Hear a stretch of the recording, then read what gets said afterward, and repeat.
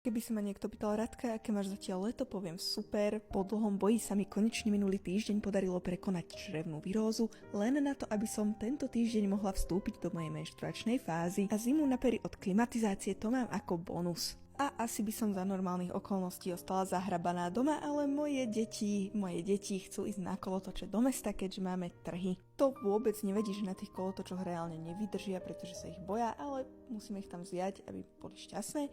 Takže dnes vyťahujem svoju najlepšiu catfish game, aby som úplne všetkých nevystrašila, ktorí sa na mňa budú musieť pozerať dneska. A keď máte takéto dni, že proste potrebujete sa dať dokopy, aj keď príroda ide proti vám, tak je len jediný spôsob, ktorý za mňa funguje, pretože sa to nedá reálne prekryť. V môjom prípade táto zima na perách proste to je niečo, čo ja nezamaskujem. Takže zvolím taktiku odvedenia pozornosti, mám takéto výrazné očné tiene, ktoré si robím po veľmi dlhom čase. Je to od značky Danessa Myrix, majú kopec odtieňov a ináč vyzerá to podľa mňa krásne, aj by to malo držať. Tak to vyzerá už finálny look. A ja si myslím, že v rámci možnosti akože dobre, dajte vedieť, že koľko bodov z 10 mi dáte vy.